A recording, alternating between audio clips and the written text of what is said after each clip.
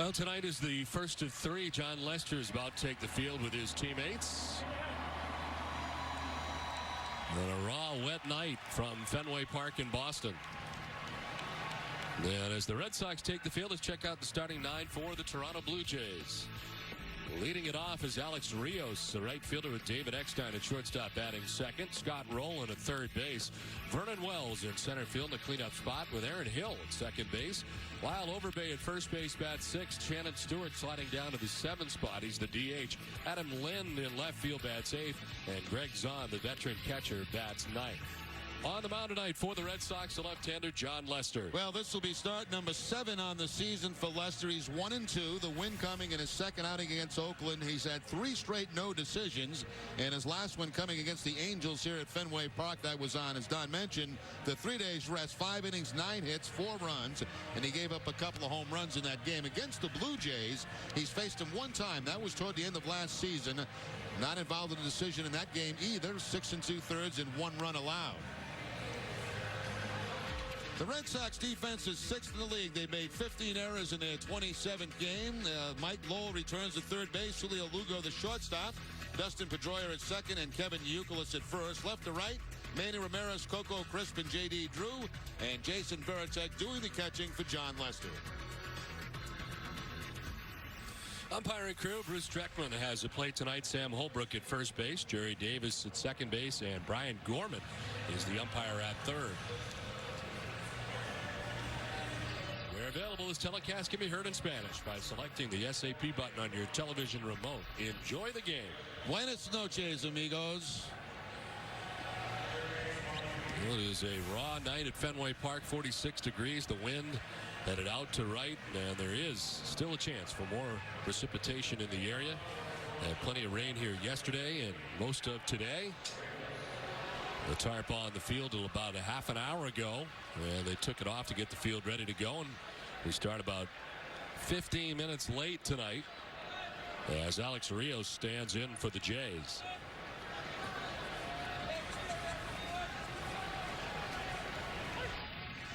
Blue Jays had lost 6 games in a row until winning their final game of the trip on Sunday to Kansas City.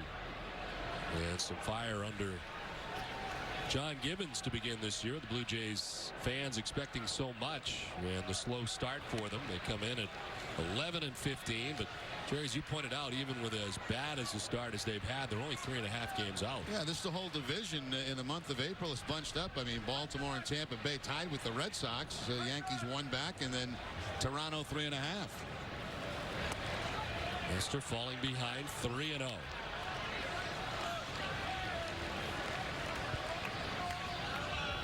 The outings we have seen Lester, his success rate has been much better when he's been able to pound the strike zone. The 3-0 pitch is in there for a strike, and it's 3-1. Now, Rios, one of those guys that's off to a good start. 330 batting average for Rios. He's driven in 13 runs and moved into that leadoff spot.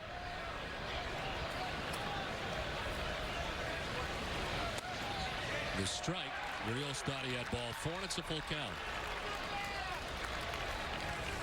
Lester picking up that outside corner with the 2-seam fastball that time. You see Varitek pulling it back on the corner.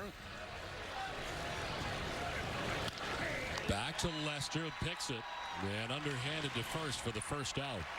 So he battled back to get Rios after falling behind him 3-0. Well, he ended up taking a little something off. He fell behind, and the fastballs were little 2-seamers, about 88 miles an hour, and the result, a little tap back to John Lester for the first out. Rios protecting the outside part of the plate with 2 strikes. So 1 down here is David Eckstein. Eckstein hitting at .266 to start the season with a home run and 11 runs batted in. He takes strike 1. So Lester starting off better here with the second hitter. Eckstein had 3 hits on Sunday, going 3 for 5.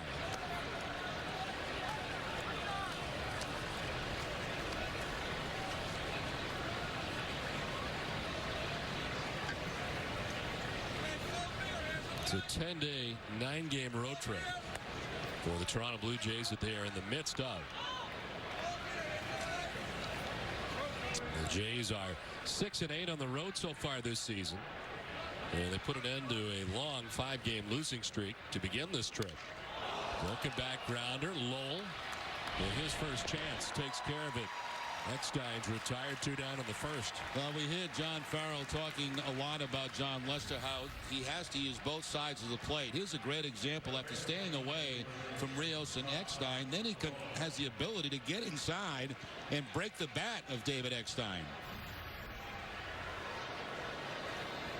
Basically, you know, giving hitters more to look at, both sides of the plate, and that's what John Farrell keeps talking about, getting that little sinker away and then going back inside with his fastball and his cut fastball. Good result there, the broken bat.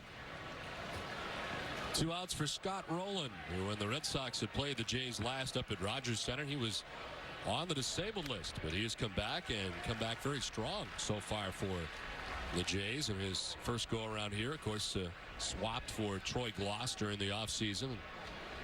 Coming off after fracturing his middle finger.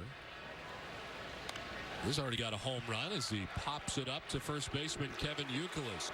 Lester has a 1-2-3 first. Red Sox coming up.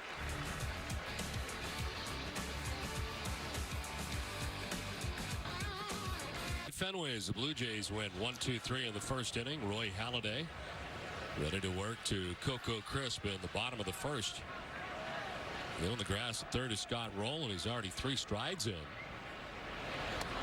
Red Sox dealing tonight with Roy Halladay. 2-3 on the season. He's made 5 starts. In the last 3 games, he's had complete games. One of those a win against Texas and a loss against Texas, and then a loss against Tampa Bay. But 3 straight complete games for Halladay. This guy just loves to finish off ball games.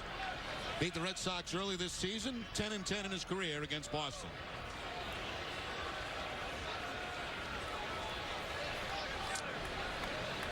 With 2 consecutive complete game losses as Chris foul tips into the catcher's mitt and is down 1-2.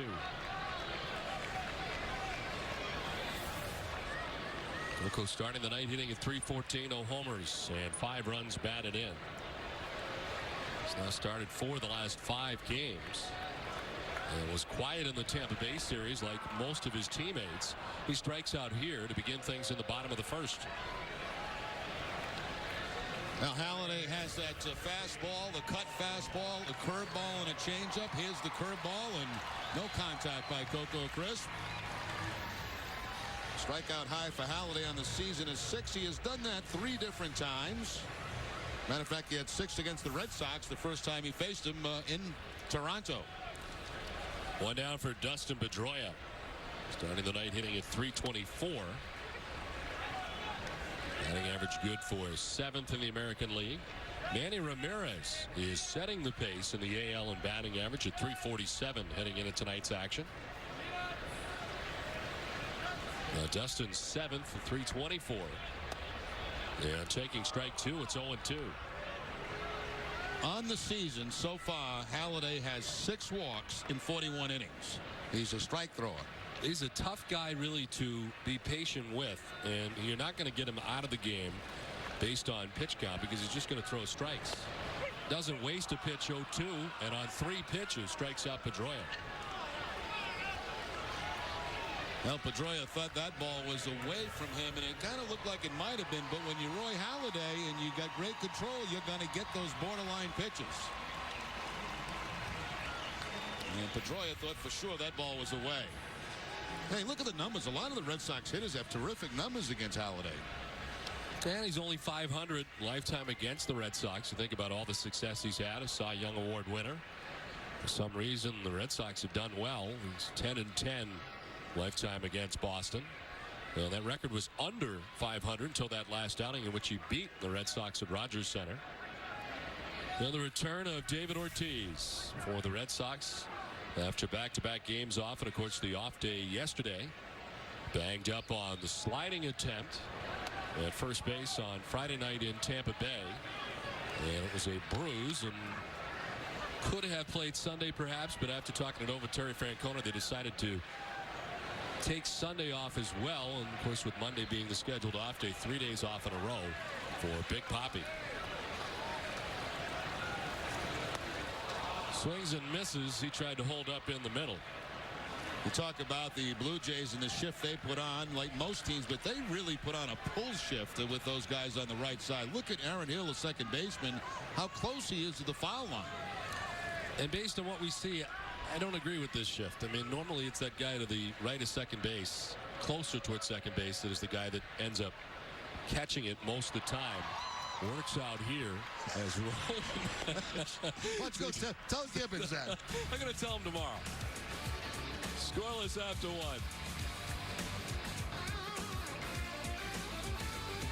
Back at Fenway as we head to the top half of the second inning. Vernon Wells out after the first pitch. Youkilis goes chasing by the tarp. He'll run out of room. As he went as far as he could, ends up a row or 2 deep. Yeah, that breeze tonight blowing from left to right. And, of course, any pop-up like that is going to be pushed into foul territory and probably into the stands. You know, it's so disappointing. You're back from Tampa, had the beautiful weather down there, you know, even though we're inside of the dome, but outside was gorgeous, and you hope, you know, kind of turn the corner around here. Not quite. Not yet. It rained all day yesterday, and then, of course, today again, but now it's cooled off, too.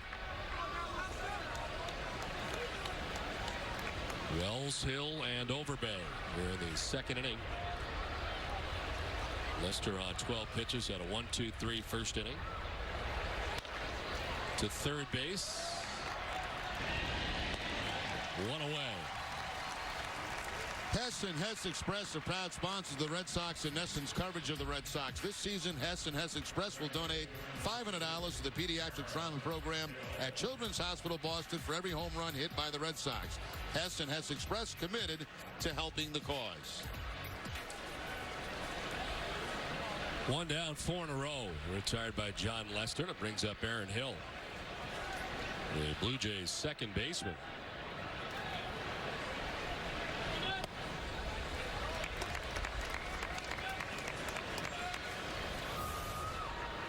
The numbers for Hill at 284, 2 homers, 13 runs batted in. Just had a 7-game hitting streak come to an end. The Jays are 7th in the American League with a .258 batting average to begin the night. But 10th in the league in runs scored.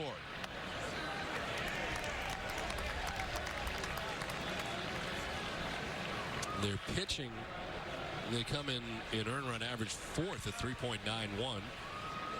Conversely, the Red Sox are 12th with a 4.61 earned run average. This one fouled off, and it hangs at 1-2. A.J. Burnett will work in this series. Game 3, I believe, of this series against the Red Sox. He's off to a 2-2 start. His earned run average up over 6. At 6.07, 29 2/3. He's given up 22 runs.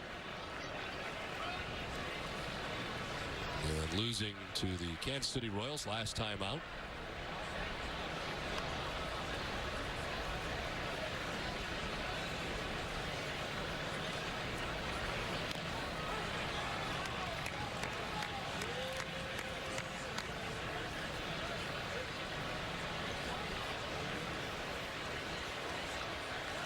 John Lester coming in to make his 7th start of the year for the Red Sox. Up behind the first batter, Rios 3-0, but since then he's been throwing strikes. Cranks it foul, and it hangs at 1-2. Well, Daisuke Matsuzaka will get the start here tomorrow. He did not make the trip to Tampa Bay, bothered by the flu like many of the Red Sox have been. But he'll get the start here tomorrow night, be matched up against Dustin McGowan in the second game of the series. Daisuke's 4-0. It's not worked since April the 18th. Swing and a miss. Aaron Hill striking out. First K for John Lester, 2 down. Good snapping curveball that time from John Lester to pick up this first strikeout of the night. So since falling behind, as Don mentioned, Rios, the first batter, he's been right on target with his control, and a good breaking ball there for the strikeout. I'll tell you, that flight down to Tampa from Boston, I mean, everybody was sick. It was unbelievable. Everybody hacking and sneezing, and That thing ran through the Red Sox clubhouse, and so bad that, as you mentioned, guys like Dice K didn't make the trip. Kurt Schilling didn't make the trip. He got hit with the flu, I guess, also. Virtually everybody on the team and made its way to the coaching staff. John Farrell, we talked to him on Sunday, and he was just starting to get it. But it is basically contained. John feeling better today, but Terry Francona saying before the game they think they've got wraps on him. I mean, basically everybody's had it, so it's made its way through. I got a kick out of Tito today in his meeting. He says, I don't know how I didn't get it. He says, because I have absolutely no immune system. There's still time, Tito. Well, 2 down here in the second inning. You have to have some immune system, don't you? Yeah, maybe not. Maybe he doesn't.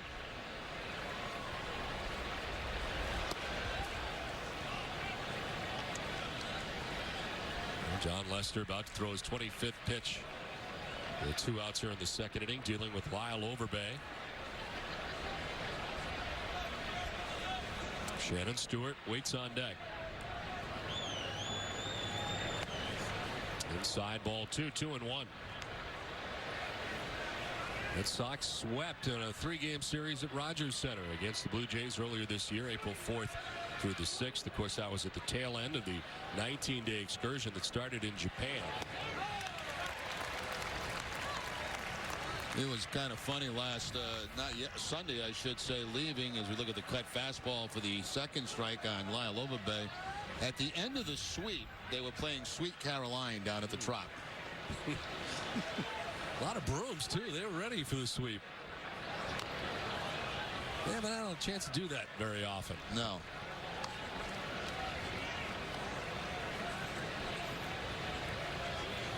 I did think that was a little bit overboard, though. Yeah. Kind of rubbing your nose in it.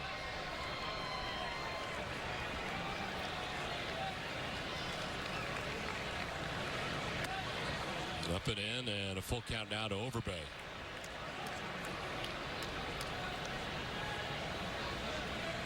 Red Sox have dropped 7 straight games to the Toronto Blue Jays. Look at Josh Beckett, the 13 strikeout performance on Sunday.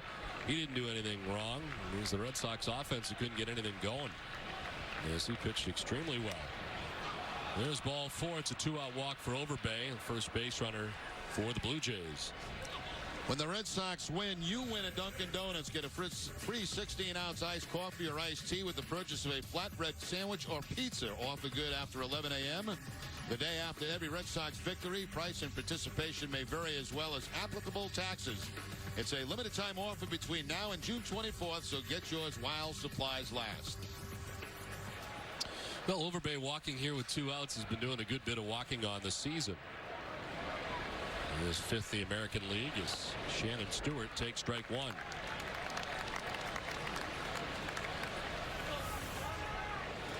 A 2-12 start to the season for Stewart. With Adam Lind in the lineup tonight, he is DHing for the Jays.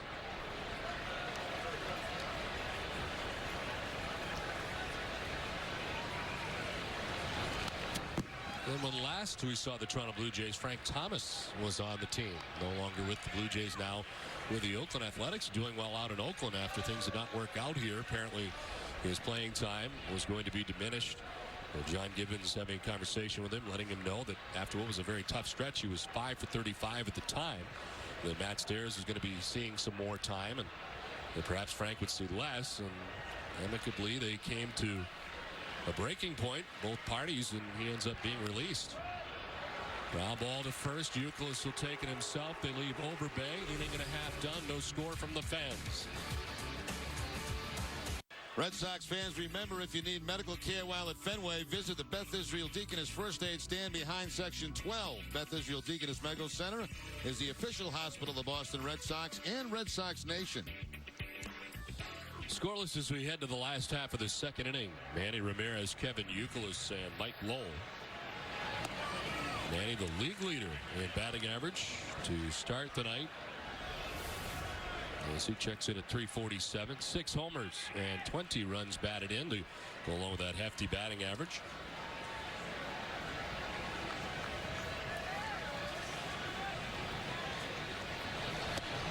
Swing and a miss. It was quickly down 0-2. The league leaders are brought to you by Olympia Sports. And Ramirez facing right-handed pitchers, tied with Guillen. Carlos Guillen of the Detroit Tigers at 356. And of course, Rios in the top 5 at 347 against right-handed pitching. On the ground to third base, Scott Rowland. And there's one down. Now, Scott Rowland has always been an excellent defensive third baseman. Many people you talk to who have seen a lot of the National League say he's probably just about the best over in the National League and has been for a long, long time. Curveball to Manny Ramirez. Rowland playing deep, of course. It has it roll up the heel of the glove, but still gets the grip on it and throws out Manny at first base by plenty. 7-time National League Gold Glove winner. One away in the second inning, and Kevin Youkilis. Youkilis at 309, 2 homers, and 14 runs batted in.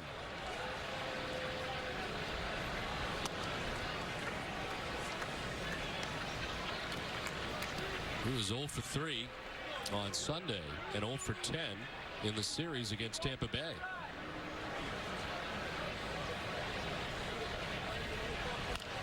Chops it foul outside of third.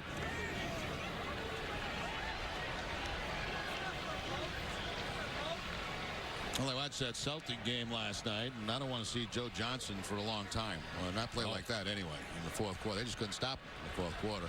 They tried everybody on him, too. Shows you how much you and I know. We had pretty much thought there was going to be a sweep. After the first 2 games, thought Atlanta would be no problem. Well, they've caused a little bit of a problem. And back home tomorrow night.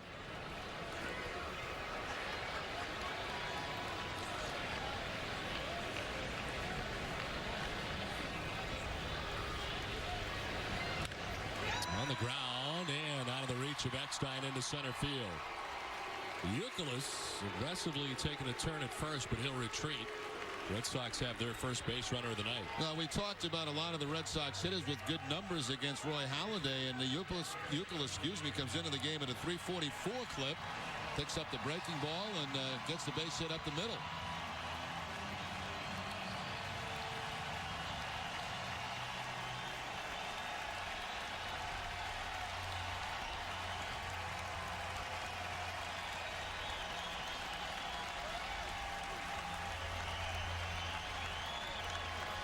The Fenway faithful letting Mike Lowell know they appreciate his return as Mike takes ball 1.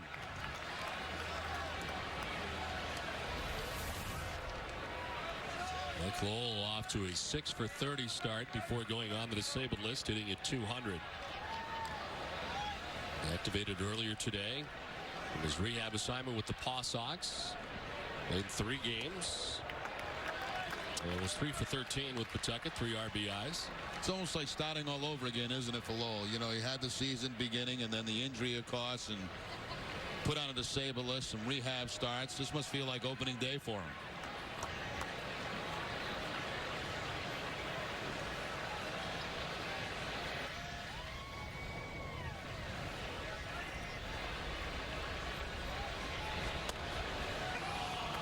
Makes the strike back on April 9th. The injury occurred, kind of rolling over on the glove and the thumb.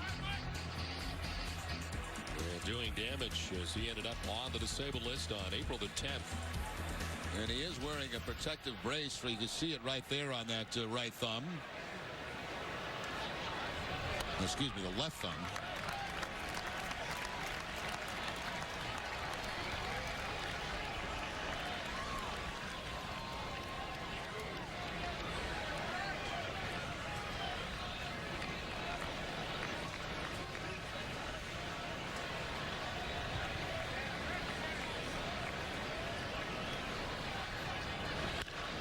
Chops it foul outside of third. And it's a full count down to Lowell.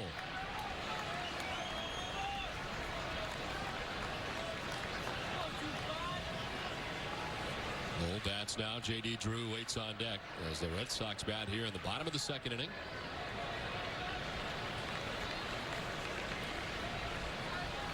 Dealing with Roy Halladay tonight in game 1 of this 3-game series.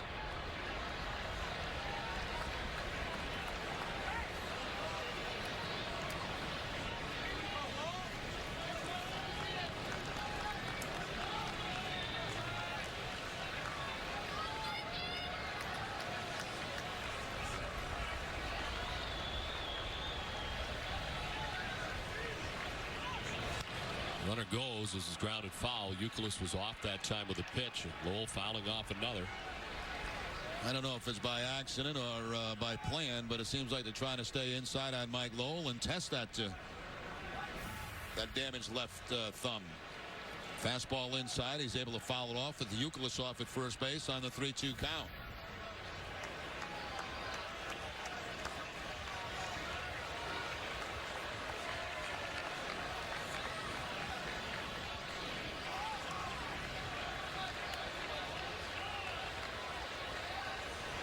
Youkilis going again at strike 3, and Youkilis is safe. Stolen base for Kevin Youkilis. Third strikeout for Roy Halladay. Now it's going to be the curveball that strikes out Mike Lowell. And then the errant throw. The throw's going to be high by Greg Zahn. Good look at the curveball right out over the plate. And then Zahn's throw's just going to tail, as you can see. And Youkilis into second base with the stolen base, his first of the season. And Aaron Hill just falling all over the face of Kevin Youkilis. So 2 down. Youkilis in scoring position at second base, and here's J.D. Drew.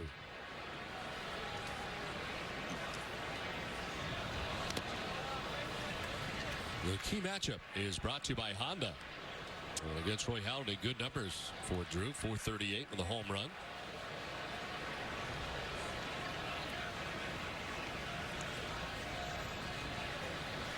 J.D. was 2 for 10 in the series against Tampa.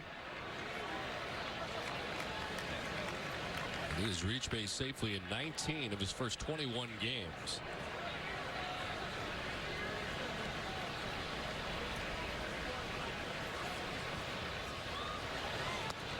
Fooled on that pitch and is down 0-2. Couple of good curveballs. Time now for the Coors Cold Blast. We told you that Drew's got a home run against Halladay. It was earlier this season in the first series of the season, April the 6th at the Rogers Center in Toronto.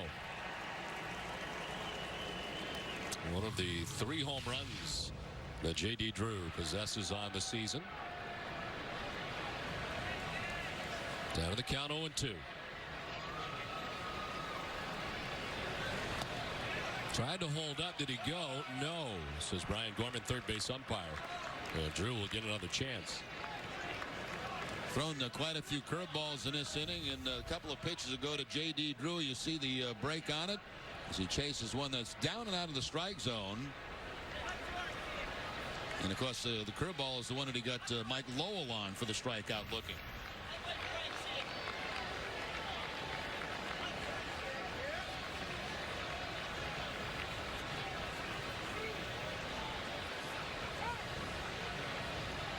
Zahn headed out to talk to Halladay.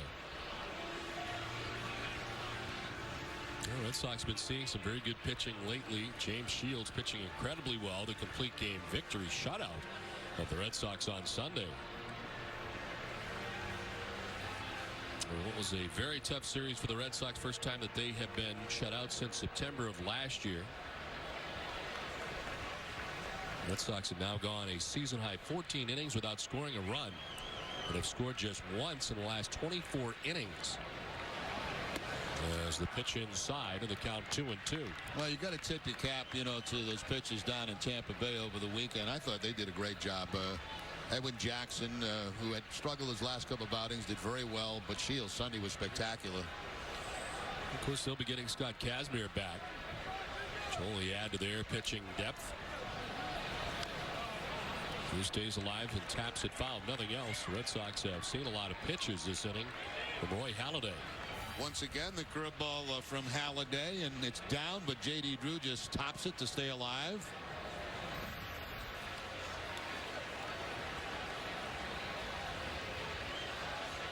Two and two the count to Drew.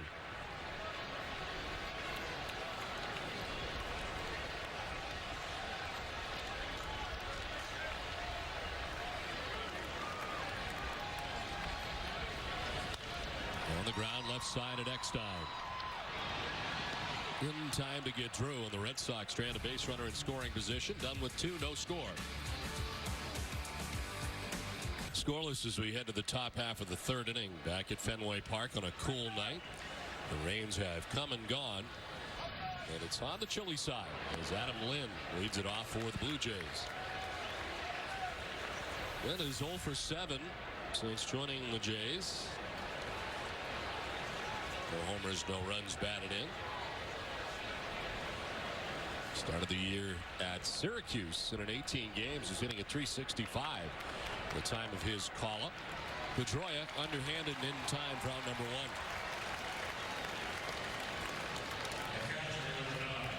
You talked about the 20-game stretch. I mean, the Red Sox actually started another long stretch here of, what, 18 straight games before they have a day off? I think you're correct. Let's double check. Yeah, their next day off will be May 15th. You got Toronto here at home, then Tampa Bay before the Red Sox head back out on the road to Detroit, Minnesota, and Baltimore. And at the end of that trip, there'll be an off day on Thursday, May the 15th.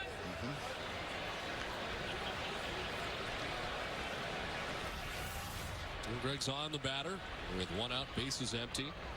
A .269 average with a home run, 4 runs batted in.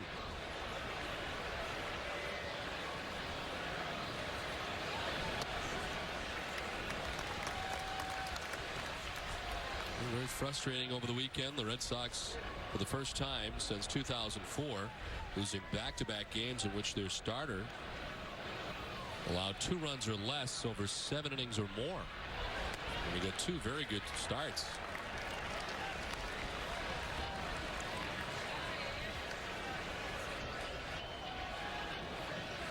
Think about the outing that Buchholz had right up until the 8th inning when he gave up the home run to Akinori Iwamura. And that was just the 2 runs. 1-2 sailing up and away, and it's 2-2.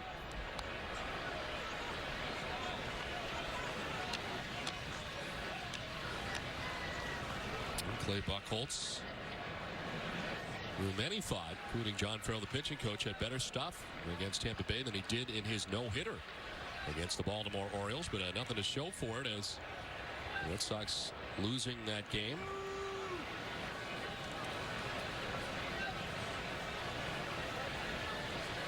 Two to Zahn. Wrap foul of the by the Blue Jays dugout.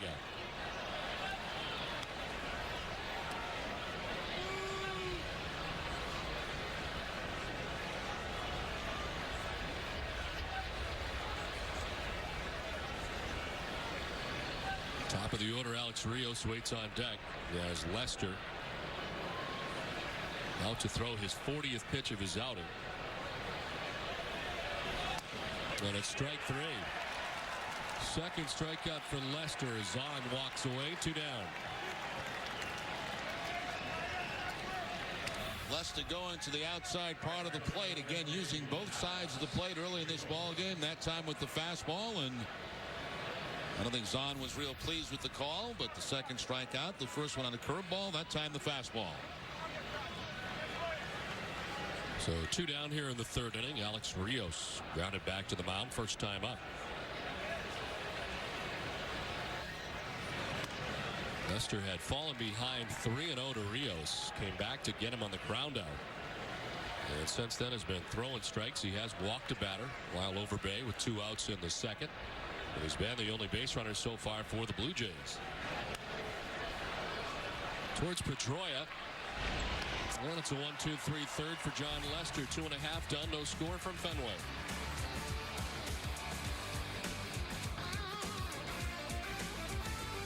Last half of the 3rd inning, Jason Varitek leading it off and fouling the first pitch off to the left. Jason starting the night hitting at .239. 3 homers, 6 runs batted in.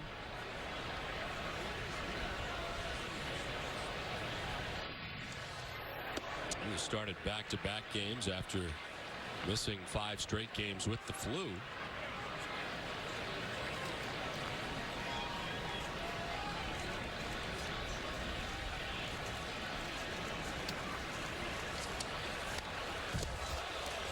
Halladay, one of those guys that doesn't waste any time. He gets the ball, he's back on the mound, back on the rubber, ready to go. He and Mark Burley are very similar in that capacity. They hooked up last year in a game that was under 2 hours, which by today's standards is amazing. When you get guys who get it and throw it, as Halladay and Burley both do. A swing and a miss, and Varitek strikes out. It's 4 Ks for Halladay, 1 down in the third. A little bit scary here early in the game because Halladay's got his stuff going on tonight. His fastball, his cut fastball, and in particular, his curveball. He's on some very good curveballs. They've all been down so far in this game. This is a tough stretch of pitching the Red Sox are facing. You know, we've highlighted down at Tampa Bay. It's not going to be easy in this series with who they're going to be facing. 1 down for Julio Lugo. After the first pitch, grounds it softly. Eckstein's got to hurry up. He gets it there in plenty of time. And there's 2 down. At 5:30, the Globe 10.0 presented by Verizon tackled today's hottest 10 topics, but they saved an extra point for us. Did Doc Rivers get snubbed because he coaches a great team? Stay tuned for Sports Desk tonight after Red Sox coverage. You hear Bob Ryan and Charlie Pierce tack on the extra point. Well, I was unaware who won the Coach of the Year. I want to say Byron Scott. Not Byron sure. Scott? Of who? Who's his coach? I don't even know. Lakers? The Hornets. The Hornets? Yeah.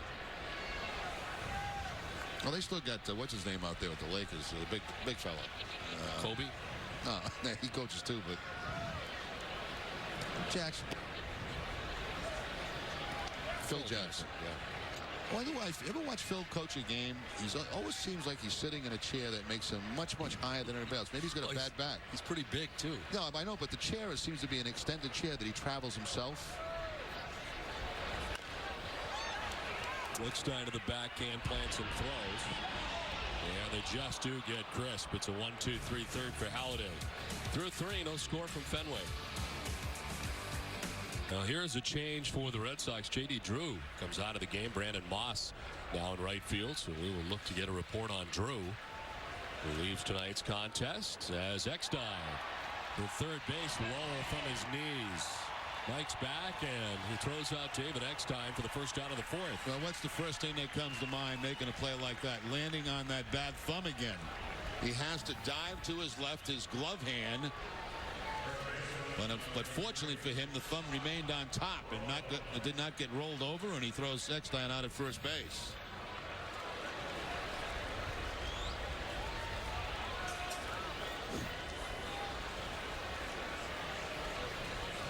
So 1 down here in the 4th inning. He's getting the business from the Red Sox dugout. And Alex Cora. As Scott Rowland bats with 1 out, the base is empty. Rowland popped out to first base, first time up.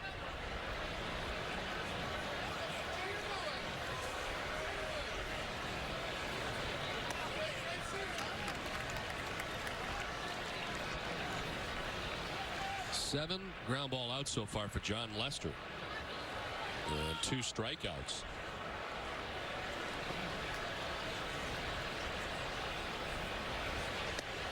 Pitch inside, the count now 2-1 to Rowland. Yankees making news with Jorge Posada for the first time in his career going on to the Sable list. I guess he's headed down to see Dr. Andrews in Alabama. Is it Alabama or Georgia? Alabama, I think. That is amazing, especially the position that he plays. He's never been on the DL. Yeah, and he's been DHing. He hasn't been able to throw, so that could be a pretty serious injury for Posada.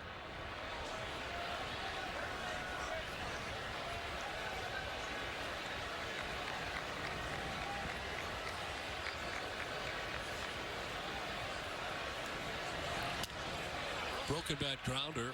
Lowell has been very busy in his return. He handles the first 2 outs of the inning. See if we can pick anything up on J.D. Drew at the end of the 2nd inning in his last at bat. Well, ground ball as he heads down the line as he crosses first base. A little bit of a grimace right there, and after that, out of the ball game. So don't know if it's a leg problem. But Brandon Moss taking over in right field for him. So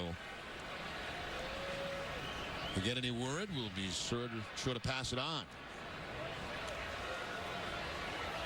2 down for Vernon Wells. He grounded out to third base, first time up.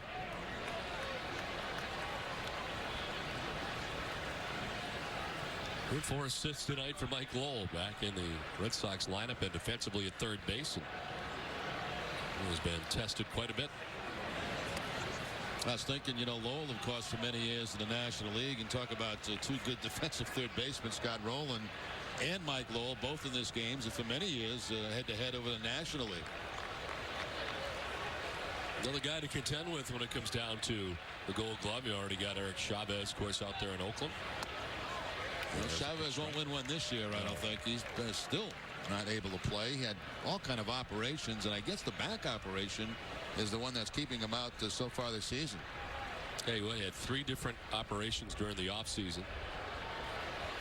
Played with a lot of problems, really, over the last couple of years. Lester falling behind 3-1. We've not seen a lot of this so far tonight, but he is behind this time.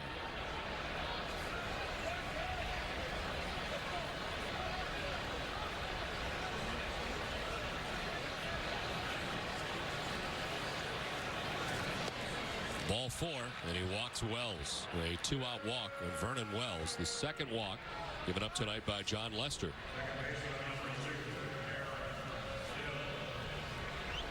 So a 2-out base runner for the Blue Jays, and it brings up Aaron Hill, who struck out swinging in the second inning.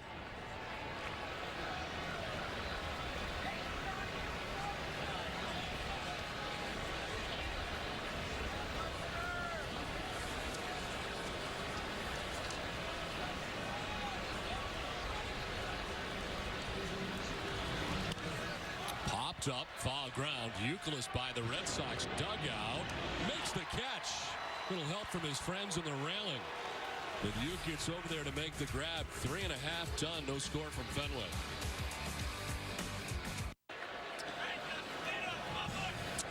Last half of the 4th inning.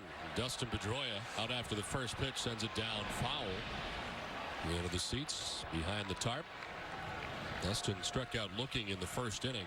It was scoreless from Fenway Park here in the bottom of the 4th. Pedroia, Ortiz, and Ramirez to face Halladay here in the last half of the 4th inning.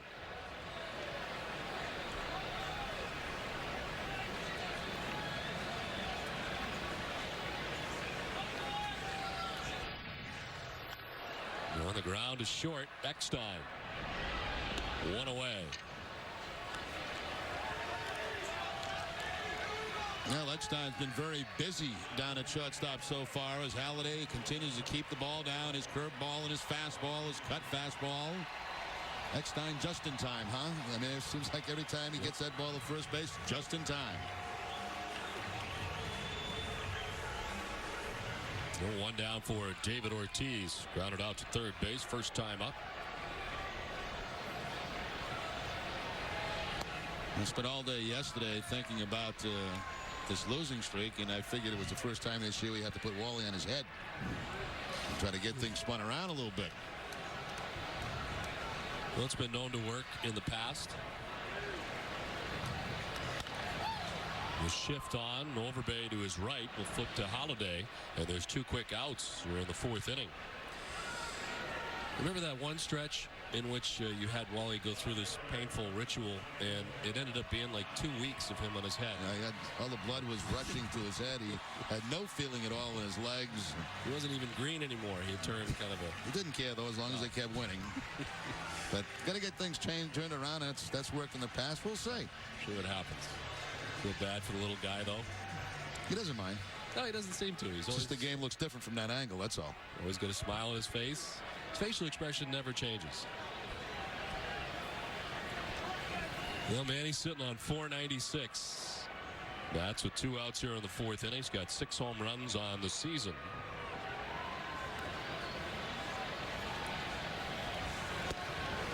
Takes ball 1 from Halladay. Manny actually stole that base. Was it Sunday? Yes. Going on his own. You can't believe that. He's trying to get something started. His first stolen base since 2005. Probably don't even have a sign for Manny to steal a base. And so he figured, why not? I'll just take off and go. And stole second base, got in a scoring position, trying to make something happen. Maybe they now have a stop sign for Manny, just in case. Stop signs have not always been something that Manny has adhered to. Asked DeMarlo Hale over the last couple of years. Merely a suggestion. He has run right by DeMarlo Hale on a couple of different occasions in the last 2 years. He's actually almost knocked him down a few times. You and your stop sign, get out of my way.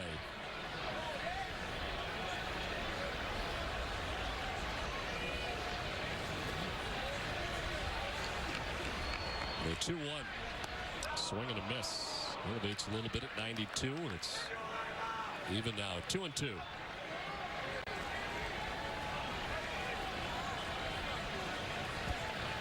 Halladay has now retired the last 7 batters in a row.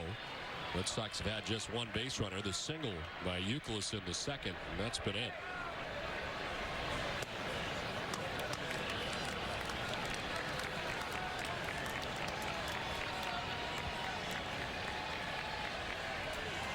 Euclid waits on deck. 2 outs, base is empty. Bottom of the 4th and a full count to Manny Ramirez.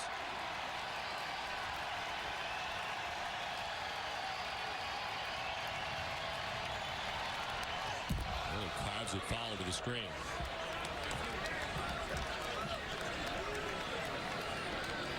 There's no question Manny would like to get that 500th home run on this homestand and do it in front of the fans here at Fenway Park.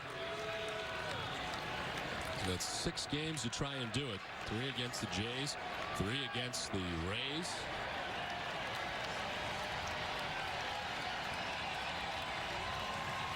(3-2). The center field and Vernon Wells. A 1-2-3 4th inning for Roy Halladay. 4 done, no score from Fenway.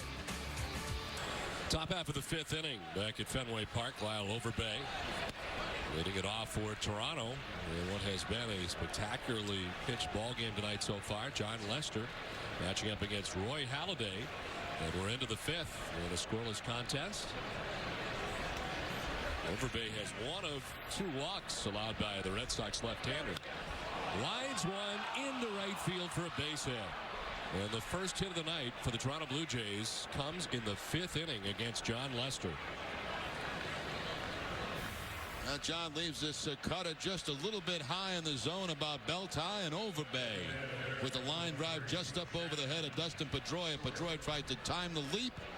Can't quite get to it in the first base hit.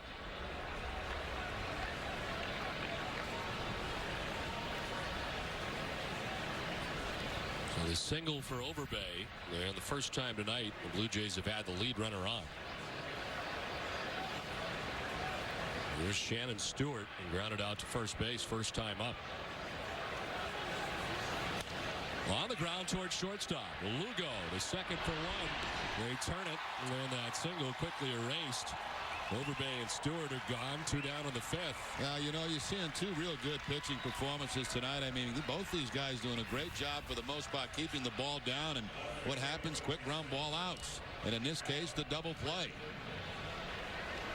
Lugo going toward the bag, so that means Pedroia can come right across, expecting the good feed, and turns it into an easy double play.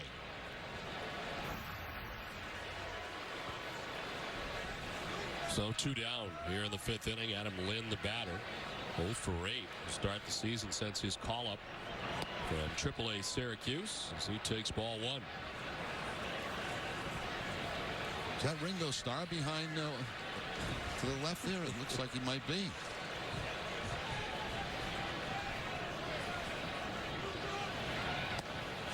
A strike over the outside corner. It's 1-1. I want to party with that guy. Is that Ringo Starr? Looks a little bit like him, yeah. The dreadlocks? He looks like a lot of fun. Pitch inside, the count 2-1. We have a report on J.D. Drew, who leaves with a quite tight quad. And tough to tell if it happened on that play or if it was something that was existing coming into the game tonight, but he left the game after the top half of the 3rd inning. Did go back out there defensively after that run down to first. And apparently it did happen on that play down at first base, running down the line. So leaving the game tonight, left quad for J.D. Drew, listed as day-to-day. Ground ball at Pedroia. And Lester with another very good inning. We're halfway through this one, scoreless from Fenway Park.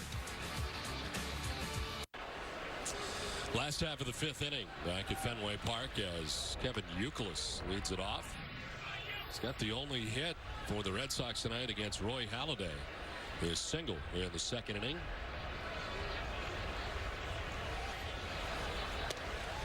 A pitch, a strike, and it's 1-1. This play profile is brought to you by Sovereign Bank, the official bank of the Red Sox cable network. Complete starts in the last 3 games. Unfortunately, 2 of them are losses. 29 complete games. As the pitch inside, this is a guy who just does not want to give up the baseball and is in it for the long haul. One of the last of his kind, really, in the game today. Yeah, he's not one of those guys that say, get me to the 6th inning. Short, and Eckstein has been very busy and handled everything. 1 down. Covidien is a proud sponsor of the Boston Red Sox and the Red Sox Foundation, helping to raise money for life-saving cancer research.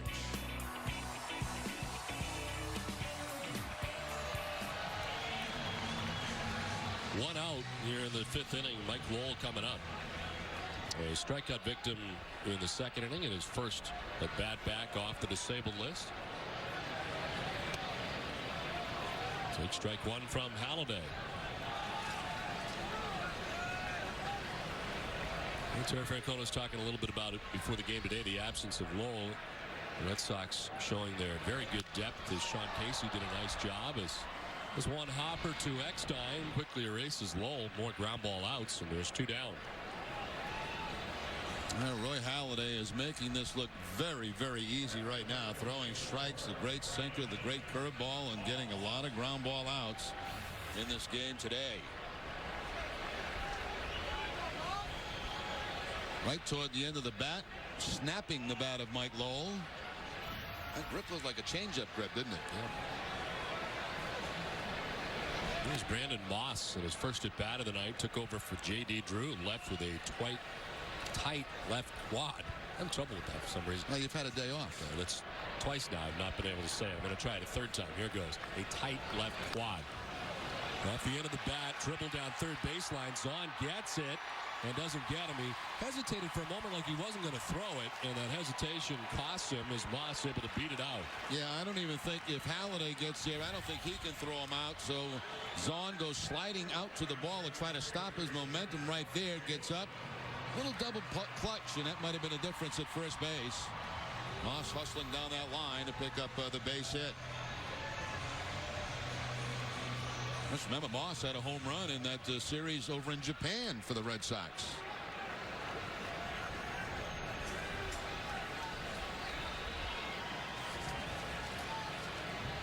Well, just the second Boston hit, second Boston base runner of the night. A 2-out single for Moss here in the infield hit. And here's Jason Varitek, who struck out swinging in the 3rd. Halladay's not had to work from the stretch very much tonight.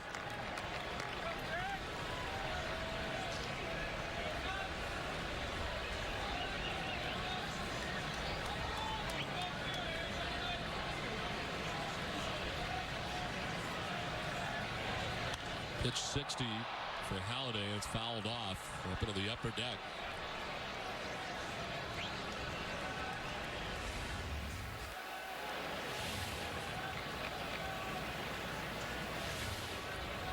Is that Cameron Diaz and Ashton Kutcher? I think so. Have you been to Vegas? Yeah, I've been to Vegas. I've never been to Vegas. We played exhibition games there a number of years ago.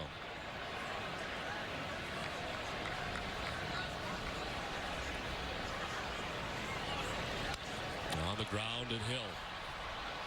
Well, the Red Sox get a base hit in the inning, but that's it. We played 5 full, scoreless from Fenway.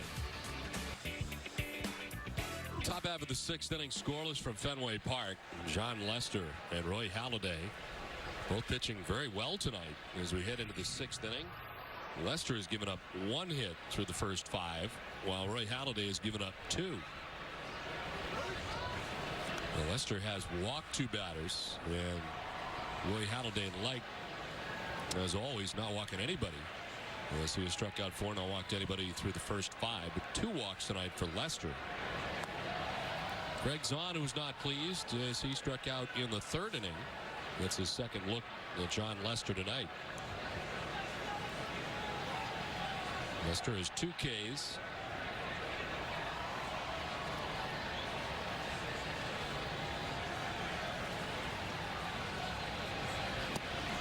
Ball 3 to Zahn.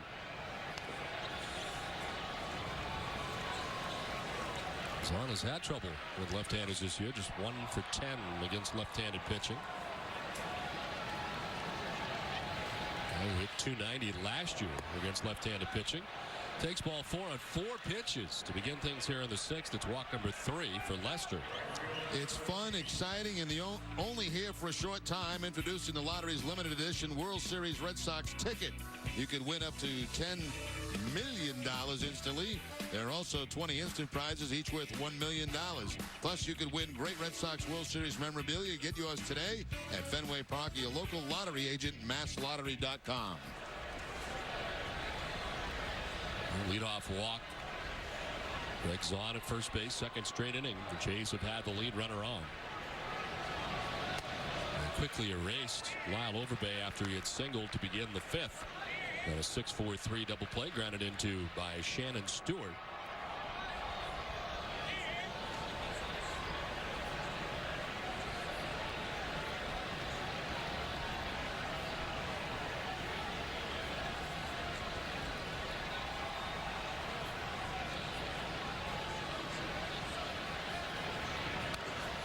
Rios fouls it off, finds himself in the hole, 0-2. Rios had himself a good pitch to hit there from John Lester. Stayed about belt high, but fouled it straight back. The cut fastball, but right out over the plate.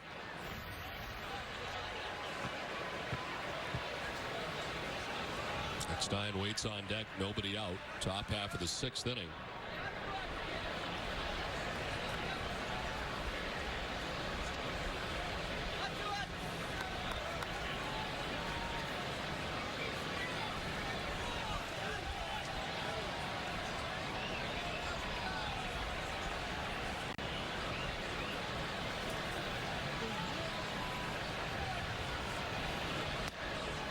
Halladay doesn't chase. 1-2.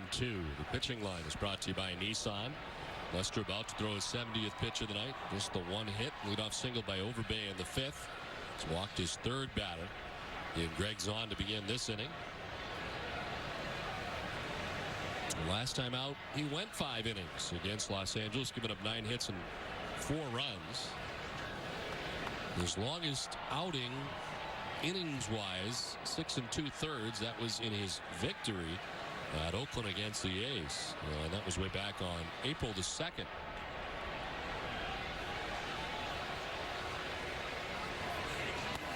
The 1-2 misses, and it's 2-2.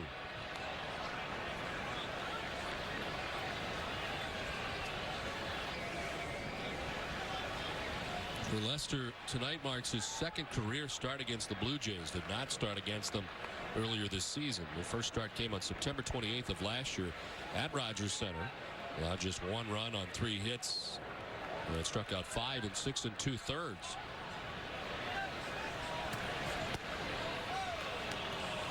He did not get a decision in that outing as the Blue Jays rallied for 3 runs in the bottom of the 8th against Eric Gagne. The Amica pitch zone will show you that pitch was outside. Well, he got ahead 0-2. And now a full count. If they send Zahn here on the 3-2 count, nothing happening offensively in this game. Maybe try to force something. Strike 3 call. 3rd strikeout for Lester, 1 away in the 6th. Well, again, great location for John Lester with his fastball down and away from Rios.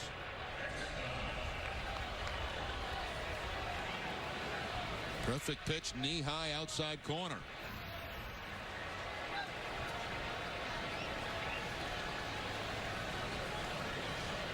So 1 down, Zahn at first base. Here comes David Eckstein, who is on 2 occasions grounded out to Mike Lowell at 3rd base.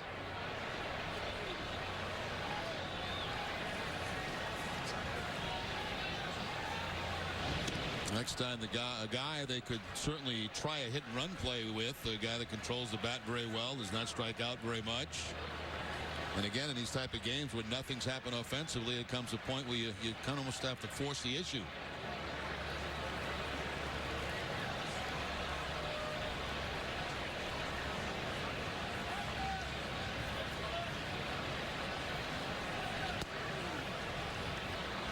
David Eckstein, 33 years of age, from Sanford, Florida.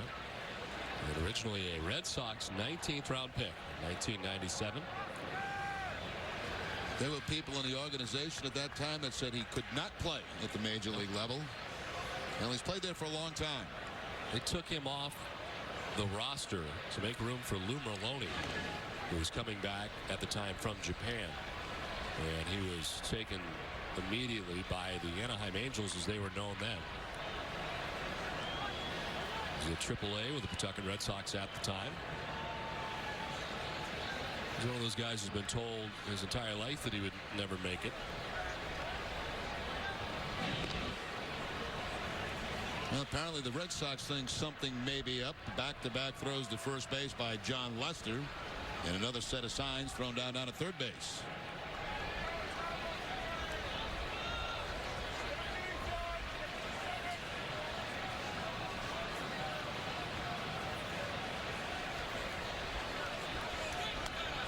There's a strike, and it's a ball and a strike to David Eckstein. Been a world champion on 2 occasions, first with the Angels and then with the Cardinals. Spending the last 3 years in St. Louis.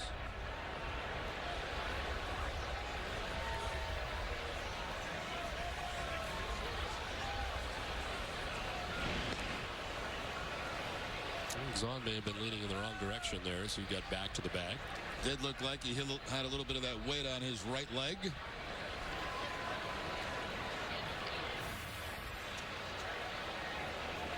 And is able to get back very easy because he does not have a big lead at first base. 1-1 is down and in, and it's 2-1 now to Eckstein. If they're going to play hit and run, they'll play it on this count here, 2-1.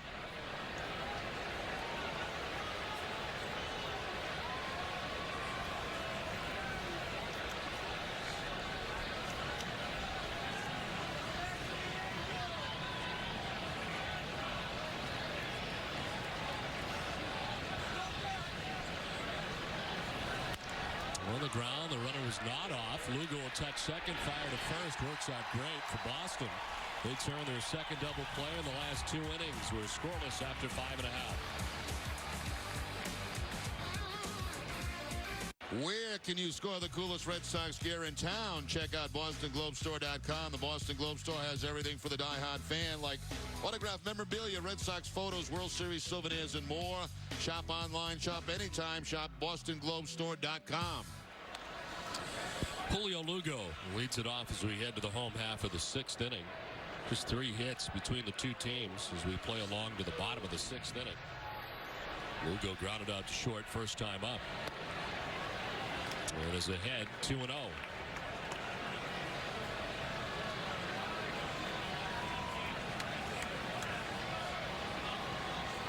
Ten ground ball outs through the first 5 for Roy Halladay, who may add another one. Eckstein to first, and it's 11 ground ball outs, 1 down in the 6th. That's one thing you know as an infielder. When you get a guy like Halladay pitching, you're going to be busy that night, and that keeps you on your toes. And certainly the busiest tonight has been David Eckstein at shortstop. Yeah, he's got 7 assists from shortstop. Little's the first out here in the bottom of the 6th inning. It's back up top for Coco Crisp. Who struck out swinging and grounded out to shortstop. His 3rd look tonight at Roy Halladay. The bunt bid, and he fouls it off. Now my guess is Coco is probably trying to take that with him down to first base because Rolen is in very close at 3rd. I mean, as close as you'll see any third baseman play against Coco Crisp.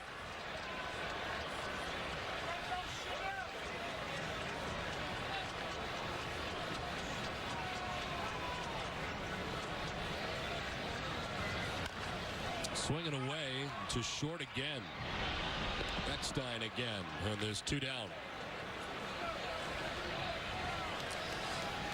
Well, you wonder why he goes deep in games and goes complete games. 66 pitches here in the 6th inning. He throws strikes. He makes you swing the bat. He makes you make a lot of early contact and gets a lot of ground ball outs.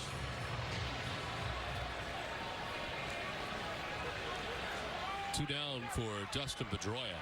He was 0 for 2 tonight. He struck out looking and grounded out to short. 0 for 2. The Red Sox hits a single by Youkilis in the 2nd. The infield hit from Moss in the 5th.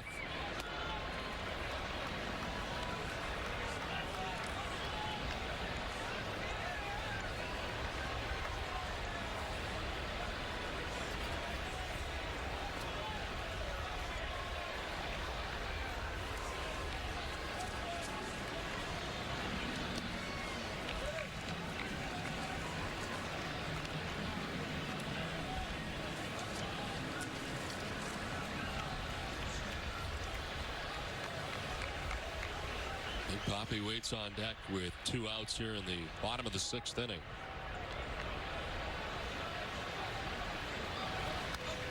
Fouled off, and it's 1-2. Last year, Halladay finished up the year at 16-7 with 3.71 ERA. In 31 starts, he had 7 complete games last year, 1 shutout. And of course, his 7 complete games, no surprise, led the majors. In fact, he had 3 more than his next competitor.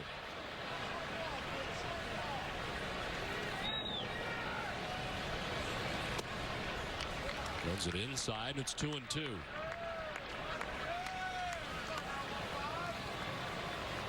Making his 6th consecutive opening day start this year for the Blue Jays.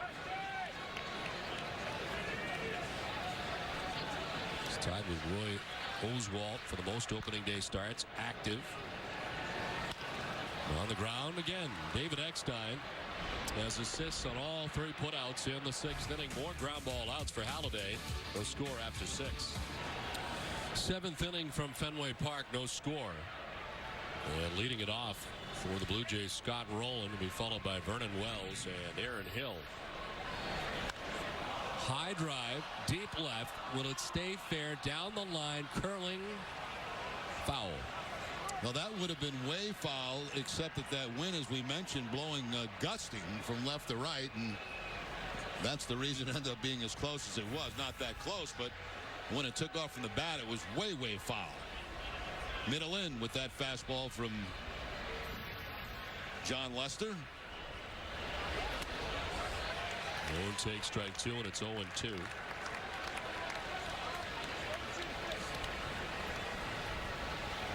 Able to get his first home run of the year on Sunday against Gilmesh. And so far, 3 of his first 4 hits have gone for extra base hits. Got 2 doubles and a home run. Tried to hold up, but goes around, becomes strikeout victim number 4 for John Lester. Well, you know, John Lester, I don't know if it's because Halladay's working so quickly, but John Lester tonight has certainly turned it up a notch, hasn't he? Gets ahead, climbs the ladder with the fastball for the strikeout, but he's also been working very quickly tonight. And the results have been excellent. That's one thing they have worked on with Lester. As you look at the ratio, ground to air. With 1 out here in the 7th inning, no contact from Rowland. Here's Vernon Wells. He's grounded out and walked in 2 at-bats tonight against John Lester. See Wells lead off. He's been all over this Blue Jays lineup. He's back in the cleanup spot. Takes the strike, and it's 1-1. Jordan's Furniture is the official furniture store of the Boston Red Sox. Log on to jordans.com. New England's largest selection of brand names, furniture, and mattresses. That wasn't very nice. I didn't really want Elliott's autograph. That's not. You know, that contest is extended another week. We're on the ground to Lugo. And there's 2 away. Is that a Rem Dog decision, or did you guys come together in a meeting? How did that happen? Okay, in a meeting, and Elliott asked me what I thought about that. I said, give the folks another week to get that free stuff. Why not? Why not? So you have all this week to still enter the contest, and they gave away a lot of stuff last year. Boy, they did. Yeah, it was a great World Series win for the Red Sox and for some fans too. Guess you'd be rooting a little bit harder if it involved free stuff. Yeah, it's like, you know, like betting on a football game on Sunday afternoon. That's how you were odd for those games. Hill is 0 for 2. Not only do you root for your favorite team, but you also get that spread in mind that you know.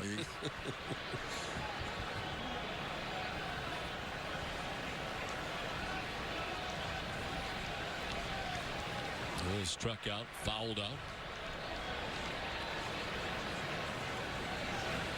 Funniest guy I ever saw watching a football game was Bob Stanley. Bob Stanley, of course, one of the great pitchers in Red Sox history. He was hilarious to watch football. He was a New York Giant football fan and always bet on the Giants. But then would get upset when the spread got messed up, and he'd start yelling at Phil Simms, and it was hilarious to watch a football game with him.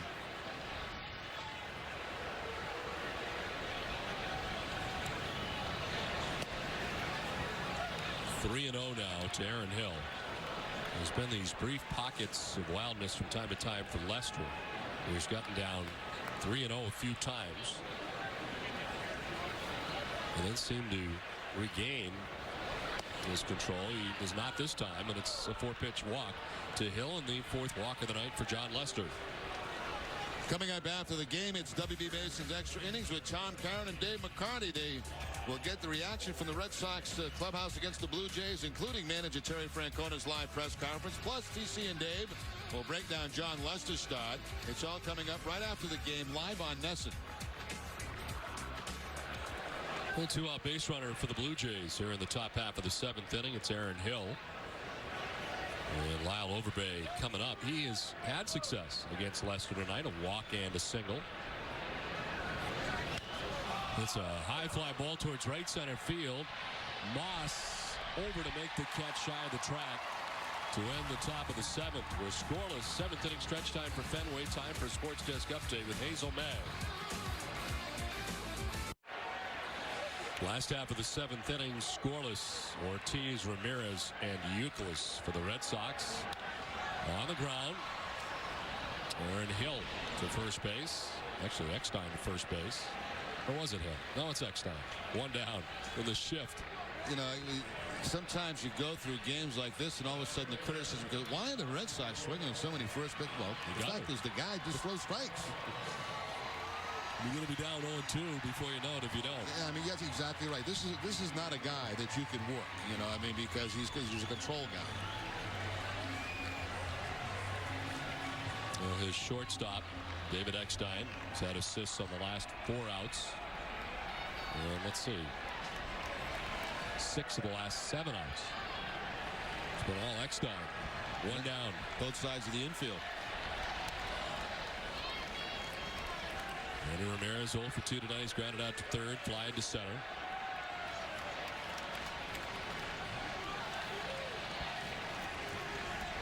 Red Sox with 2 hits. Euclid single, Moss an infield hit. That's it.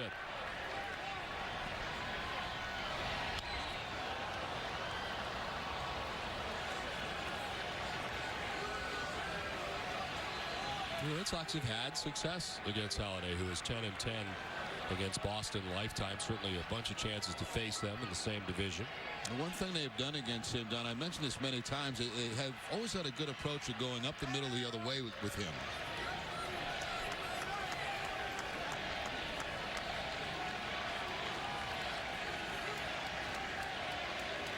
A 1-1.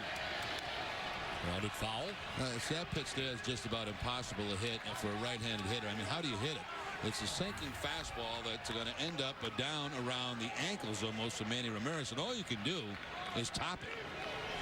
Great shot there. You could really see the movement on that pitch from Halladay.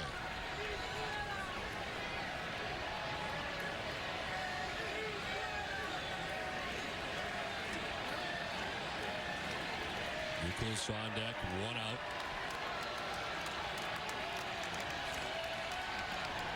Swing and a miss. Tough swing for Ramirez on strike 3. 5 Ks for Halladay. Let's take a look at the Amica Insurance pit zone in this at bat for Manny Ramirez. And Halladay starts him off up high with a cut fastball. Then a nasty sinker down and in that he fouls off. Even more nasty on this one that he tops. And then Halladay goes to the breaking ball, and Manny a very defensive swing there. We saw Lester's out distribution. How about Roy Halladay? His is all on the ground except for one in the air and 5 strikeouts. Well, we've seen him pitch a lot of good games, but we've also seen the Red Sox, knock him around a little bit. He still might get the win, but this is one of the better ones that we've seen.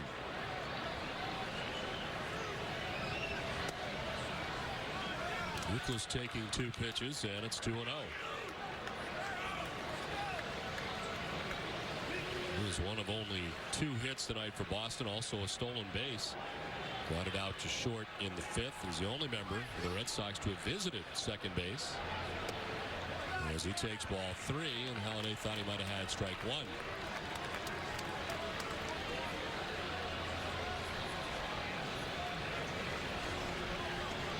Nick Lowell in his return waits on deck. Taking all the way and taking strike 1. 3-1, 95 that time. Only at 80 pitches with 2 outs here in the 7th inning, so the pitch count in very good shape. And a full count to Euclid.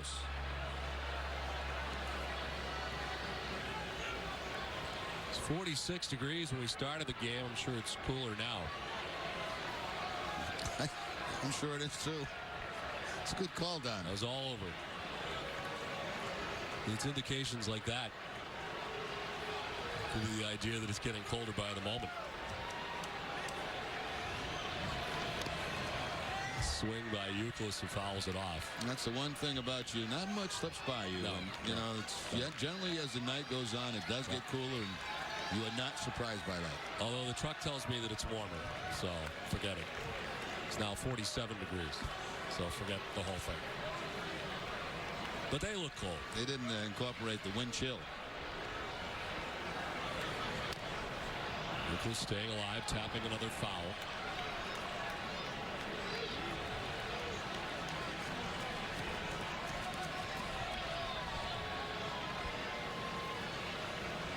Six in a row retired by Halladay. As the first 2 outs in the bottom of the 7th inning.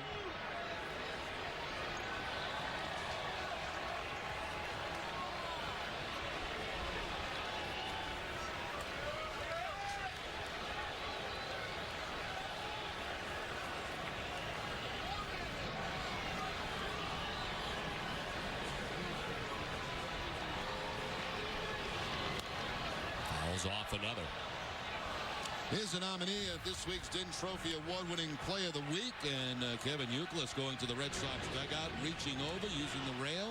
That was in the 4th inning. Tune in to the pregame show this Friday to see which player will win this week's DIN Trophy Award-winning Player of the Week.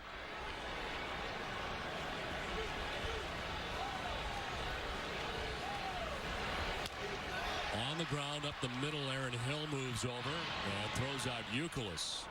Euclid's put on a pretty good battle, but he's out too. 7 innings done, scoreless. Top half of the 8th inning. Lester has given up 1 hit for the first 7 innings, thrown 89 pitches.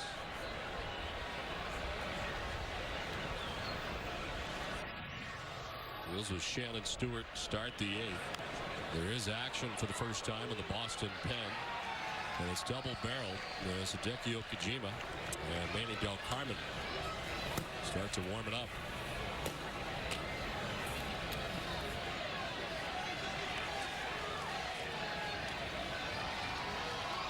Lester's 0-2. Stewart foul tipped into the catcher's net, becomes victim number 5 of the night for John Lester. 1 down. Well, John Lester continues to pound that strike zone, gets ahead of Stewart and puts him away with a fastball that's above the belt, out over the plate, but about letter high.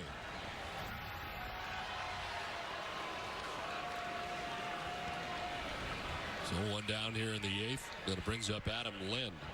He's done the same thing twice. It's ground out to second base. Both times Dustin Pedroia up to the task. Saw earlier the most pitches thrown in an outing for John Lester is 106. He did that against Texas. They're at home at Fenway Park. Left the game trailing 3-2. Ended up with a no decision. Manny with a game-winning home run, of course, in the 8th of that game. Well, John Lester pitched a good game last year toward the end of the season against the Blue Jays. Was not involved in a decision in that game, but only gave up 1 run in 6 2/3 against Toronto. I mentioned it earlier. He did not get any help from the bullpen, and namely Eric Gagne, who gave up 3 runs in the 8th inning of that game. So Lester ended up with a no decision.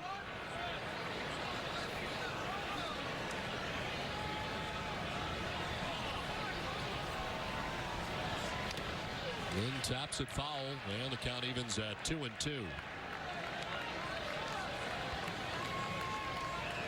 Zahn waits on deck as the Blue Jays bat in the 8th.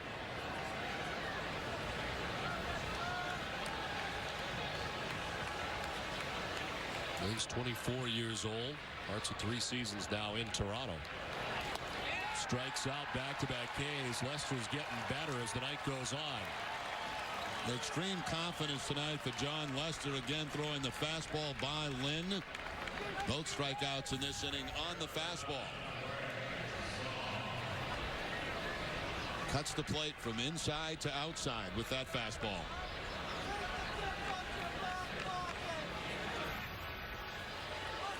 Two outs, both on strikeouts in the 8th. And here's Greg Zahn, who struck out in the 3rd inning. He walked in the 6th.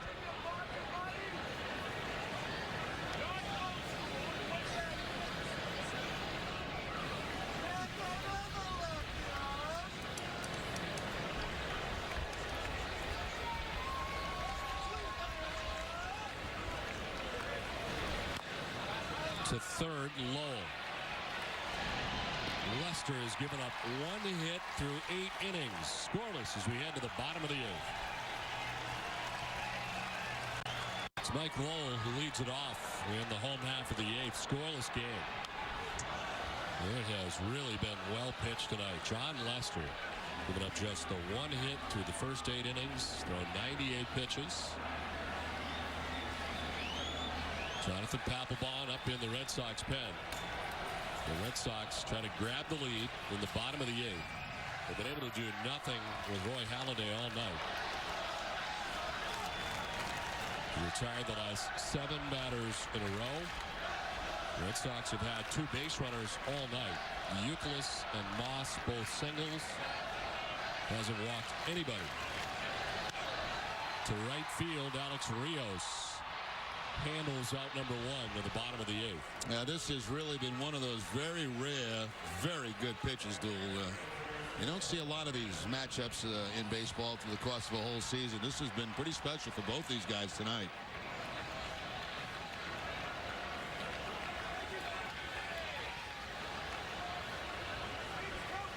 One down in the 8th. Brandon Moss, who just joining us, came into the game in the 4th inning as J.D. Drew left. The left quad situation listed as day-to-day.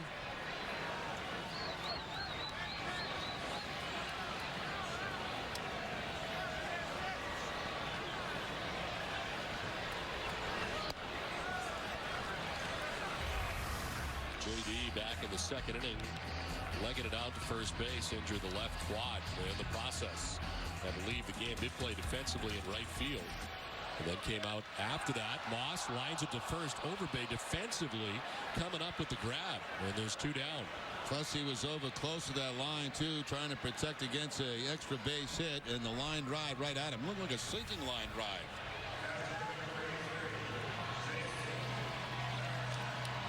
See Overbay cheating in that direction? I wonder if he was getting a sign from a second baseman it was going to be an off-speed pitch, because he had a step toward the line prior to the pitch. And again, right on the line with Veritek at the plate. 2 down in the 8th. And here's Jason Veritek, who's 0 for 2 tonight. And taking ball 1 from Halladay. Veritek struck out swinging in the 3rd, grounded out to second base in the 5th.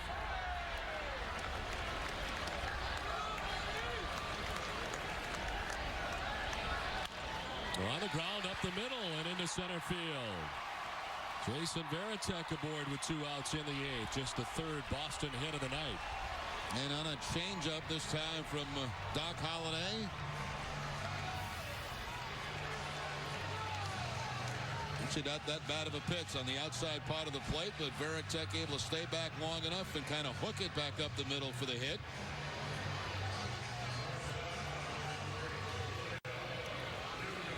Halladay not pleased with the result. You don't think he's a fierce competitor? He's in great shape pitch count-wise, thrown 92. Mentioned the 3 consecutive complete games for him. The last guy to have 4 straight complete games was himself back in 2003. Lugo showing bunt, pulls back, takes the ball high. Lugo has grounded out twice to the shortstop David Eckstein. If there's going to be any kind of steal at first by Varitek, it probably come as the delay steal type. Although we haven't seen him do that in quite some time.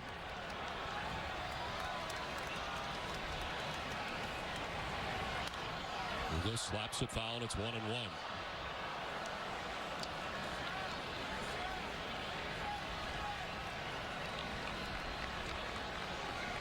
Red Sox have had 1 base runner reach second base. That was Youkilis on a stolen base in the 2nd.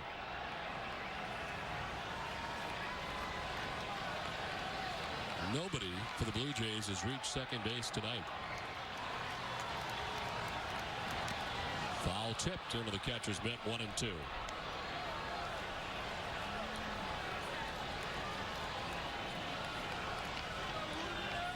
A 2-out single for Jason Varitek has him at first.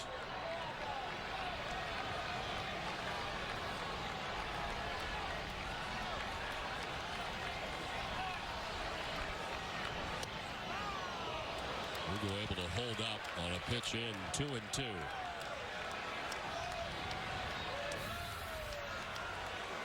Not missing by very much, but you can see by that angle it was inside. Camera angle just directly above the pitcher.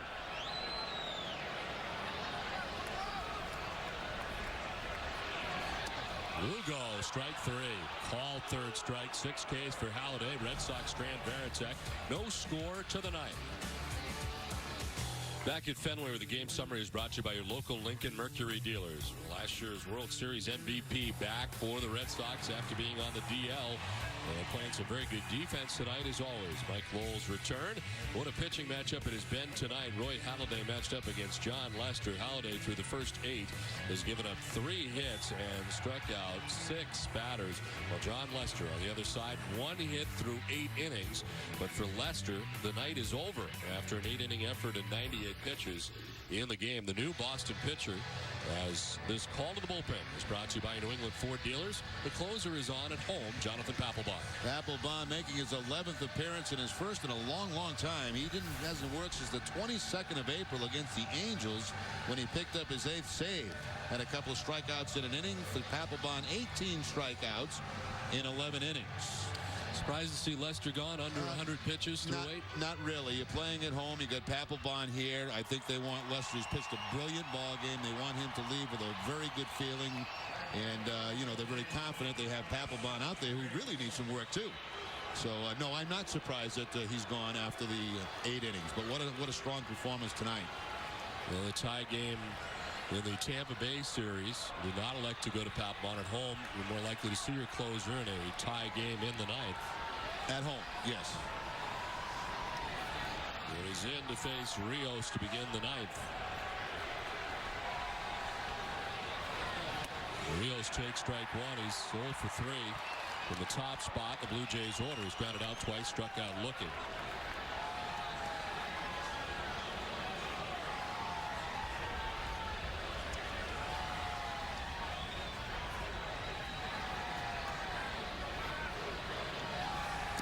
Tried to hold up, but could not, says Sam Holbrook.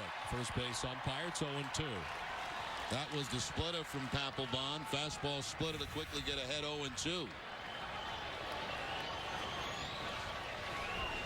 You worry about, is the sharpness of Papelbon with all this time off. But so far, a couple of quick strikes.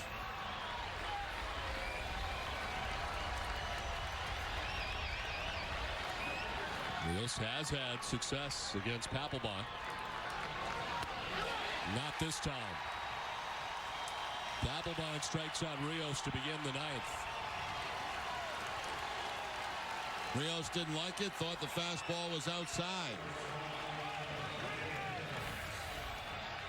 Veritek sets up away. Ball looks like it had a lot of the corner.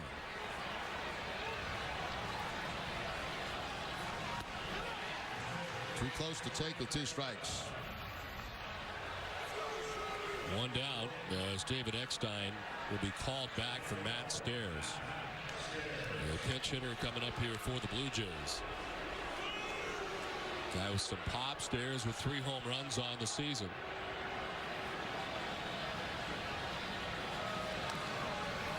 Eckstein had never faced Jonathan Papelbon and was 0 for 3 in the game tonight. Strike 1 to Stairs. Eckstein was plenty busy defensively tonight. He had 10 assists for his spot at shortstop. As everything was on the ground tonight for Roy Halladay. And Eckstein certainly busy behind his starting pitcher tonight. But out of the game now. Stairs late cut, and it's 0-2. And it's been the same thing. The first 2 hit is fastball followed by the splitter. And in both occasions, Papelbon ahead 0-2.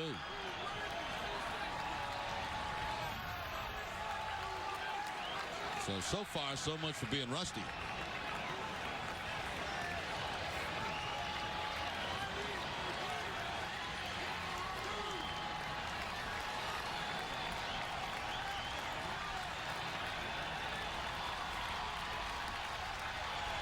Stairs fouls it off to the left. 97 from Papelbon. Following the game tonight, it's Granite City Electric's Extra Innings Extra with Tom Caron and Dave McCarty. You'll hear all the reaction from the Red Sox clubhouse, plus a preview of Dice K's return to the mound. It's all coming up after the game, and it's live on NESN. 0-2 the count to the pinch hitter Matt Stairs. 1 out in the ninth. They elevate. He doesn't chase, and it's 1-2. By design, you can see Veritek come out of his crouch. He wanted that high fastball to see if Stairs would chase it. He did not.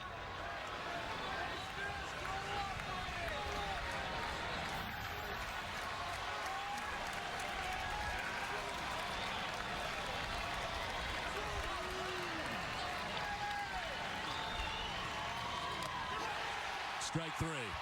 Back-to-back strikeouts for Papelbon. 2 down in the ninth.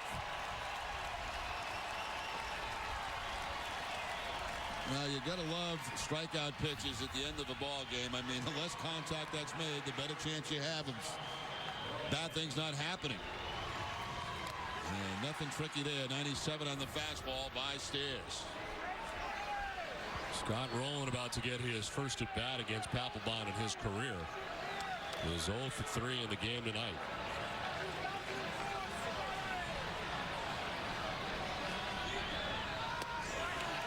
Strike 1 to Rowland.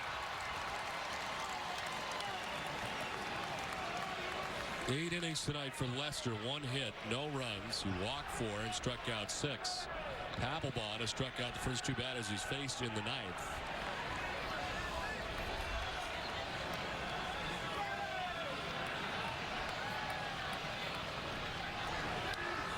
Rowland's down 0-2.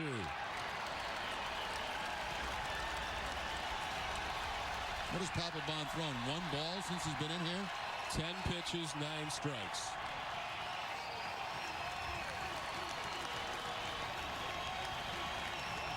In the bottom of the ninth, the Red Sox will have Chris, Pedroia, and Ortiz. 0-2 the count.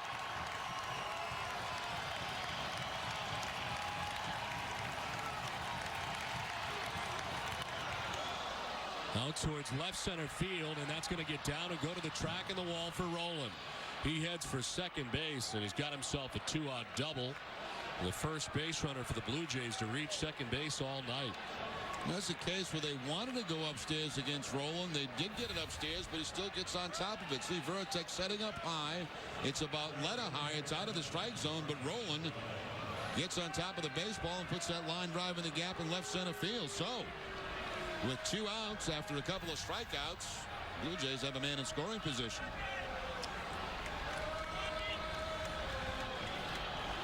Vernon Wells got on in the 4th inning with a walk. He's 0 for 2, grounding out twice. He has never had a hit against Papelbon. 0 for 9 as he takes strike 1.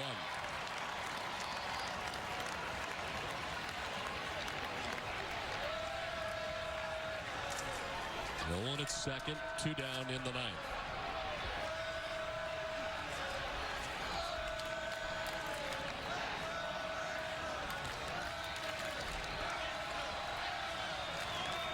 Wells rips one back up the middle. Pedroia gets to his feet, throws him out. Dustin Pedroia flashing the leather at second base for the Red Sox. We head to the bottom of the 9th, still scoreless from Fenway Park.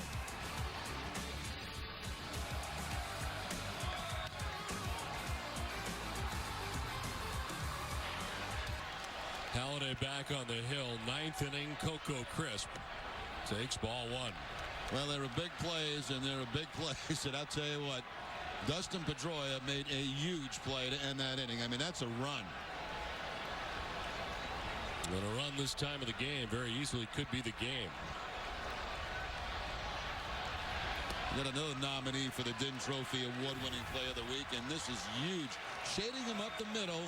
Ball gets over Papelbon, and a backhanded play. The ball's actually by Pedroia.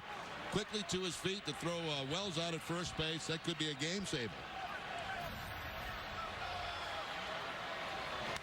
Crisp lifts a fly ball to center field. The wind playing with it, but Wells is there to make the catch for the first out of the 9th inning. The defensive change for the Blue Jays. John McDonald in the game as Eckstein was hit for by Matt Stairs.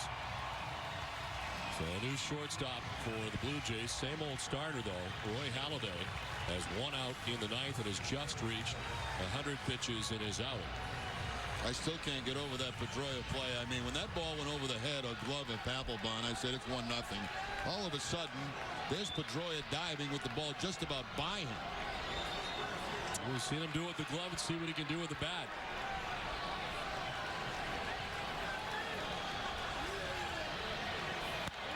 Ripped down the line, foul.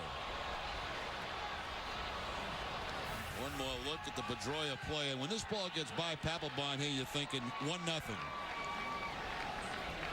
But there's Pedroia, who actually had the umpire in front of him, still able to make the play on the dive, and still gets Wells by a step and a half. Well, a similar diving play to the play that he made in the Clay Buchholz no-hitter. The 0-1. Outside to Pedroia, 1-1.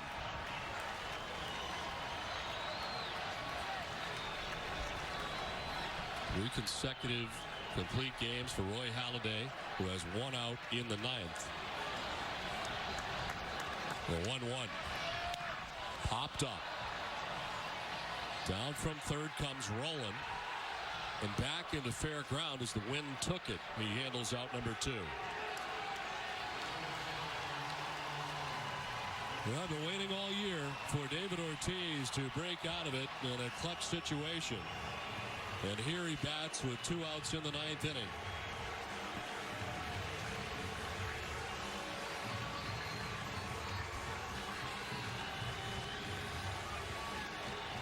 Roll for 3 in the game tonight. 3 groundouts.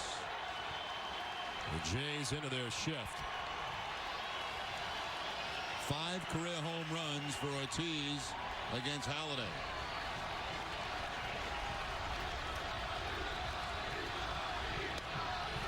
Inside, ball 1.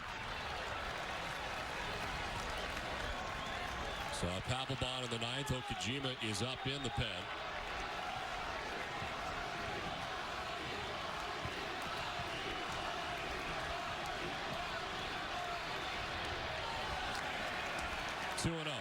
Halladay disgusted over the last call. Thought he had the changeup for a strike.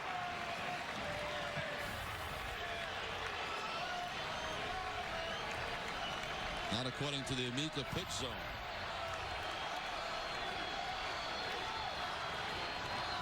Ortiz to right down the line, but hook and foul. Crushed it, but out ahead. Yep. 2-0 count. Ortiz is thinking one thing. Put an end to this baseball game, and he's a little bit out in front of it.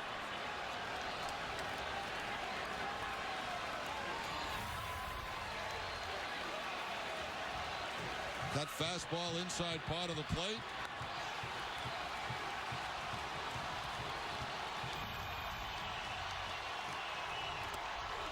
Outside this time, and it's 3-1. Halladay tonight has not had many 3-ball counts at all, but is behind here 3-1 with 2 outs in the ninth.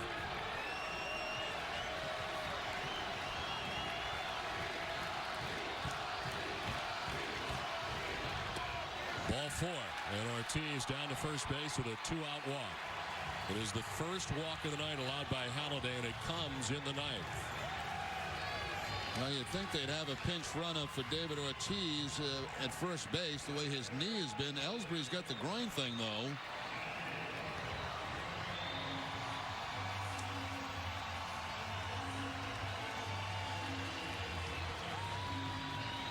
Manny Ramirez, 0 for 3 tonight. He is grounded out, flied out, struck out.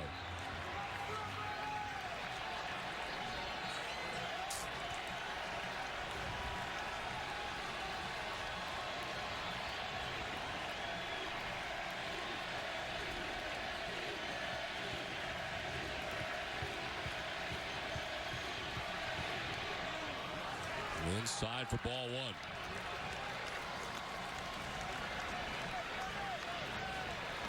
Halladay at 109 pitches. Nobody up behind him in the pen.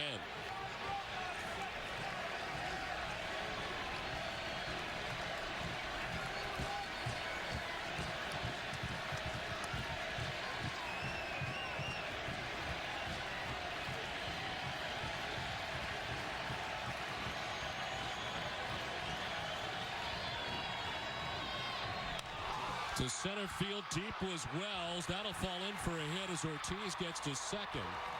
And the Red Sox have 2 base runners in an inning for the first time tonight.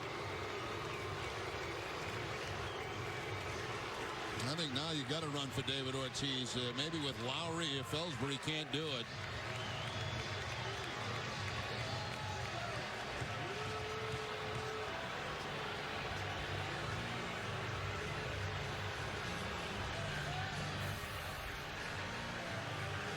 Inside out swing here by Manny. It's in the air, but Wells was so deep it's going to drop in for the base hit. So 2 on, 2 down. Potential winning run in scoring position as Euclid comes up. He's singled back in the second, 1 of only 4 hits off Halladay tonight. Euclid, did he go? No, says Sam Holbrook, first base umpire. John Gibbons thinks he went.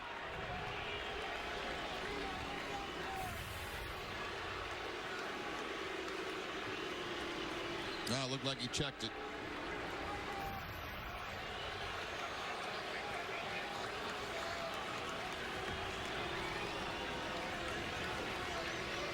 Why would they run for Ortiz? Perhaps to lose the bat? The only thing I can think of now is you only got 2 extra guys on the bench, Lowry and Cash, your backup catcher. The 1-0. Into center field, a base hit for Euclid. Here comes Big Papi. Wells will bobble, and the Red Sox will walk off with a win. What a game.